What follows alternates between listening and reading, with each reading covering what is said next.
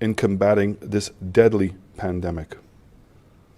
Comfort those who have lost loved ones. Bring healing to those who have been stricken with the virus.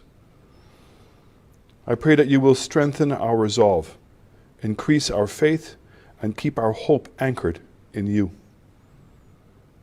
May you grant us wisdom as we continue to make the best decisions for the greater good of our country, especially during this time of crisis. Lord, please hear and answer our prayers as we continue to trust in your power and be comforted in your love. We ask all these blessings and mercies in the name of our Father, Son, and Holy Ghost. Amen. Good evening to all solutions both here and abroad. On Tuesday, the 9th of February 2021, I'll be heading to Parliament to seek approval for the extension of the state of emergency for a 90-day period. This has become necessary as COVID cases, regrettably, continue to rise. In this, our third wave of the pandemic, we've had over 1,000 cases, most recorded in January alone, with far too many lives lost. The situation is worrying, with many of us continuing to disregard health and safety protocols, though I must commend the vast majority of our people for complying. I know the times are not easy, and it feels unnatural and uncomfortable to wear a mask all the time. But it's much easier to breathe with a mask than to breathe with a ventilator. This is why I continue to call upon you to be resolute and to remain committed in our battle against COVID. The state of emergency will allow the government to implement a curfew, which we implemented between June to September of last year to great success. Neither the curfew nor the state of emergency is meant to restrict you, nor strip you of your civil rights. We must take measures to limit movement and lessen the avenues of contact that drive the virus. Adjustments to the curfew may be made during the 90-day period, and even lifted based on the number of new cases recorded. The state of emergency may also end before the 90 days, once the Ministry of Health is satisfied that the transmission rate is trending downward significantly. As you know, we've been trying to balance lives and livelihoods and to keep most of you employed and our economy operating. If we do not, the consequences will be dire. There are many businesses which did not survive the first lockdown, and sadly, some which will not survive a second. Thousands of you could remain on the breadline. I need not tell you the psychological and emotional trauma this would bring to bear. In making the decisions we have made, we have collaborated with all sectors of the society, private and public, and we believe we have found the right balance. In another 14 days, we shall observe our 42nd anniversary of independence. Independence is traditionally a time of national celebrations, marked by various festivities that highlight several aspects of our culture and reflect the talent and the diversity of our people. This year, our celebrations will be tempered because of the restrictions brought about by COVID-19. But COVID has taken enough from us already, and we are determined that the show will and must go on. We've planned an exciting series of events showing the best of St. Lucia, which you will be proud to participate in, even if it's virtually. Even with the imminent arrival of the vaccine, COVID will be with us for the immediate future. We must not let down our guard when the vaccine comes, because it will take all of us working together, focused on the end goal of a healthy nation to win the war against COVID. St. Lucians have shown time and time again that we are a strong and resilient people. Over the years, we have prevailed against hurricanes, floods, and earthquakes. The one thing that has helped us to succeed in the past has been our ability to come together and work as one people. It can be no different now. So I want us to keep this in the front of our minds. Success and unity go hand in hand. No one alive today has any experience in managing a global pandemic. Anyone alive during the 1918 Spanish flu would have been 2 years old. However, the 4 protocols for reducing the spread of today's virus have changed little since 1918. We all still need to keep our distance, wash our hands, wear our mask, and isolate once we become infected. Luckily for us, though, we now have the advantage of vaccinations to help protect us and break the infection cycle. This time last year, when COVID was spreading globally and the first cases were about to be confirmed in St. Lucia, our first duty as a government was to address the threat to health and life. So with the guidance of our public health officials, who are highly trained and skilled, we did what all sensible governments were doing. We followed the science. I must underline the debt of gratitude that we as St. Lucians owe our public health officers for their professionalism, their commitment to saving lives, and their obligation to duty before self. I know you will join me in thanking them for the unfailing service and absolute devotion to our country and to us all. Our immediate mission, then and still is today, is to care for those who are infected and to limit the spread of the virus. More units have been retrofitted at the respiratory hospital, increasing capacity to more than 120 rooms. We're commissioning 2 more hotels as quarantine and isolation facilities. We're continuing to provide island-wide testing and care and treatment to COVID patients, all costs borne by the government. This has not been easy, especially given the unexpected arrival of COVID and its consequences. COVID has had a catastrophic impact on health and economies globally. Impact on our own economy has been equally devastating. But we've managed.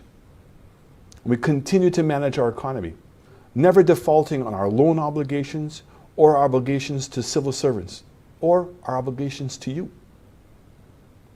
As a government, we recognized very early on that we would have to strike a safe and careful balance between lives and livelihoods.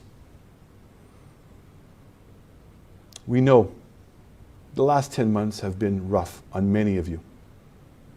And we've tried fervently to support as many of you as possible through the NIC and other social assistance programs. Many of you have also told us how glad you are that you have been able to remain employed so that you can continue to look after your own families. It was critical that we continued with the infrastructural projects that would keep people employed, and post-COVID, we would give St. Lucia a competitive edge. I am very pleased that as a result of the continuation of the road improvement program and the airport expansion project, thousands of St. Lucians are able to provide for their families. We're also placing emphasis on people-centered projects with the construction of community centers, health centers, drains, footpaths, sports facilities, vendors' parks, just to name a few. All of these projects are to raise the standard of living and quality of life for you. In order to fund the social care programs that so many depend on, the government itself needed to keep earning. Like countries all over the world, we had not budgeted for this unprecedented crisis, but we sprung to action to look after St. Lucians and keep the country as safe as we could. In addition to direct government employment, We encourage businesses to keep people employed by offering them tax credits and other concessions. We provided relief on rent, income tax, and duties to a range of businesses and individuals to stabilize their financial positions. And last but not least, we committed to supporting farmers and fishers by increasing our purchases from government. The $548 million economic recovery and resilience budget that we introduced in the final quarter of last year has benefited and continues to benefit thousands of solutions through public projects and social stabilization incentives. Government is now in the final stages of the 2021-22 budget. I can tell you that we're working on a new stabilization package, such as income support, employment generation, and the continuation of our feeding programs. Your government continues to do all it can to ease the burden of COVID-19 and build a better tomorrow. As we look forward to our 42nd anniversary of independence, while we cannot celebrate in the usual ways, we can certainly reflect on the progress we've made as a nation. We should remember the people on whose shoulders we stand and appreciate their sacrifice. What we must do in their memory, though, is to focus on how we will use this crisis as a catalyst to reposition ourselves and our country. What we do and how we do it is going to be critical going forward. There are some things we will never go back to. That is why it's important to refine and redefine how we work, how we educate our children, how we accommodate visitors, how we feed ourselves, what we produce, how we prepare for climate change, and the myriad of other things relating to everyday life and business. So I ask each and every one of you to think about the way you will live your life the next week, next month, next year. Remember that what you do and how you do it can literally be life-changing for your family, your friends, and even your neighbors. For love of our country and your fellow St. Lucians, please wear your mask, wash your hands, and keep your distance. We all have a responsibility to be our brother's keeper and protector in these perilous and uncertain times. In so doing, we will also protect ourselves and our country, St. Lucia. We are all still well into the pandemic. Although there is every expectation that the rollout of vaccines across the world will slow the spread and allow people back to work, children back to classes, worshipers back to churches, even revelers back to carnival, and for most of us, back to the things that we enjoy as social beings. In the words of our poet, Sir Derek Walcott, and I quote, "The future happens, no matter how much we scream." End of quote. We all have a role to play in what the future will be. Do not waste your chance to make a difference, no matter how large or small, to the experience of generations to come. They look back on these days 100 years from now, and I hope, like me, you'd wish them to say that we did a great job as a people. St. Lucia, when all is said and done, what we have collectively is our country and its reputation. To keep and honor fair Helen, may God bless you safe and well.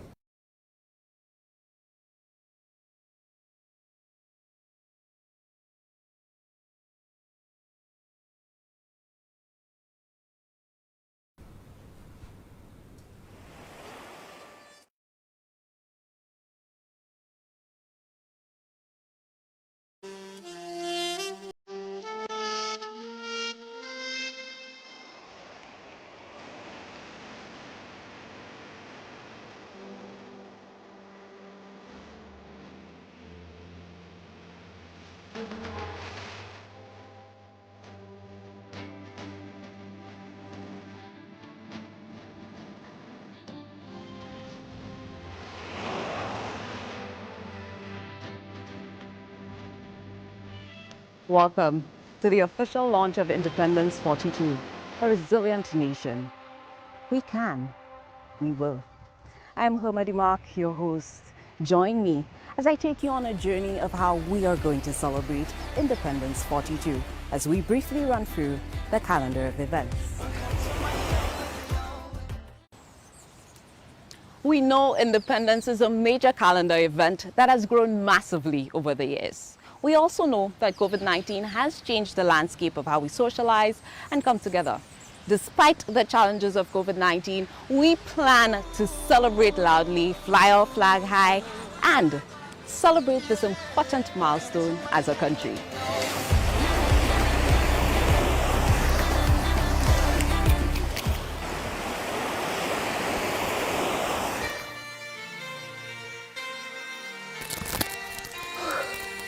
Over the years, the sporting profile of St. Lucia has expanded. We've seen personalities shine regionally and internationally. Darren Sammy in cricket, Julian Alfred in track and field, Makiba Alcid, Laverne Spencer, John Paul in basketball. Sporting activities form a major part of our social fabric, and it represents the pulse that keeps our communities together. This year, join us with an exciting one-on-one discussion, Excellence in Sports, as we highlight St.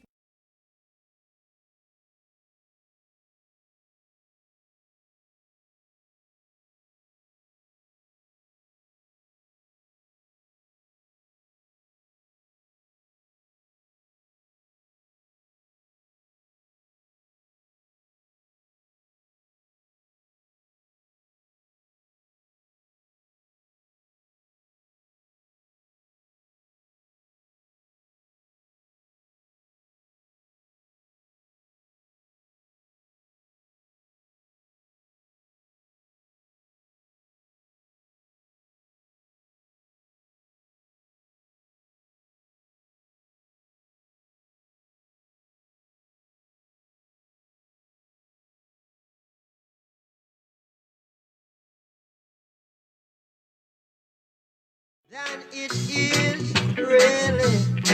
All right, Senator, we want to say thank you very much for tuning in to Sky FM. It is now 23 minutes after the hour of 8 o'clock, and we are going to our program with the Honorable Minister Guy Joseph with the program Inside Castries Southeast. We are also live on GBD TV channel 115 if you would like to view us with our beautiful program. Let's say a special good evening to you, Mr. Minister. How are you doing, sir? Good evening, Champagne, and good evening to all listeners. It's nice to be here once again. You know, if it's Monday evening, it is inside Castries Southeast, and we are tuning into an interesting program. Let me first compliment the Prime Minister on his address and the presentation made. In terms of where we are and what is happening, I also want to alert the public that I'm looking forward to that sitting of Parliament tomorrow to discuss these bills that are coming before the Parliament. One of them is the extension of the barrel concession, and then you have the issues pertaining to the state of emergency. I will not say much on this tonight, except to say I expect it to be a very interesting sitting tomorrow. So special greetings to all the residents of Castries Southeast. We are in your living rooms, we are in your homes, we are on your telephones, we are wherever you are now in your vehicle on 93.1 or GVD, or for those of our regular listeners, in fact, Champagne, we have quite a following overseas of St. Lucians who follow this program inside Castries Southeast.